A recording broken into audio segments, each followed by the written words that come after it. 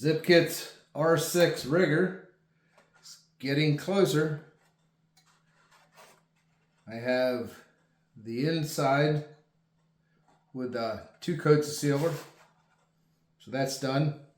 Got to put the foam block in the front, flotation, cut it to fit. I have 1 coat on the outside. I have a coat of paint on the stand. It's glued and screwed together. This is different from the 33 stand. A little bit easier to put together. And the top deck is 1 coat, both sides. So the directions for the 33 says after you get 2 coats on the inside, put your final coat on the inside of the top deck, epoxy it on at the same time. And then it'll be last coat of sealer on the outside all the way around. This is different and nice. The lips on the 33, it has 4 strips for each opening with 45-degree angles in the corner. On this, you have these pieces here, and then just straight pieces. A little bit easier to manipulate as far as lining it up and epoxying it in. The sponsons are done. Got final coat of sealer on them. 1 thinning coat, and then the other just half thin. And they're beautiful. The sleeves are not epoxied in. I just use them to hold on to it when I'm sealing it. So I got to final glue them in, get the Z's on the sleeves level, and then put them on the boom tube rods and drill the sleeves. And that'll be that. Oh, and the turn fin. Yeah. And the bottom ski is done. And then ready to epoxy it onto the tub after I get the deck on and the nose block on. And then I will just have a final coat of sealer to put all around on the outside on the tub. This is the window fill. This is 3D printed. It's a cowling that I designed for the R6. So it's 2 halves glued together, sanded, and I got 2 coats of class coat, that 2-part epoxy paint, and then this piece here will be glued in behind the window frame. So I just call it a fill. Joe doesn't have a cowling yet for the R6, so I just scaled up the 33 cowling, and then I cut the single piece of wood that covers the 1 opening in the tub. So I have that painted. Got to put 1 more coat of sealer on the inside of this, the back piece.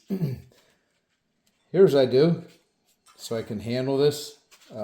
Just take a piece of foam with the double-sided foam tape, and then I can hold it to paint it because I got to paint the edges. Yeah, simple little tip there. Same with the cowling. It's just double-sided tape inside there. So that's curing right now. It's tacky, but still curing. And then I have all my electronics. I have a Spectrum receiver. We got a TP power motor, and she's a stout one. It's a CM motor, 4050, 2300 kV. So that should roll. And water jacket. And I got the Hydra Cobra, high voltage. So this would handle 12 volts, or no, 12S LiPo, 44 volts. I wanted to try it in there, but I don't think it'll need it. And looks like a lot of hardware in here, but this will go together quickly.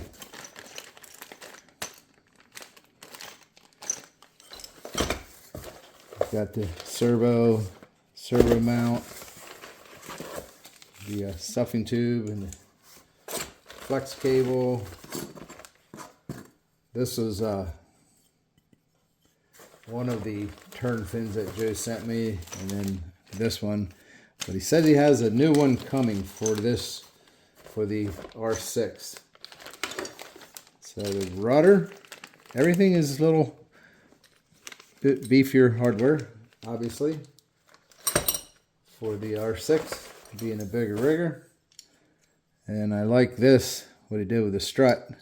It's not a single L bracket. He's got it where you got 4 bolts on each side to support that.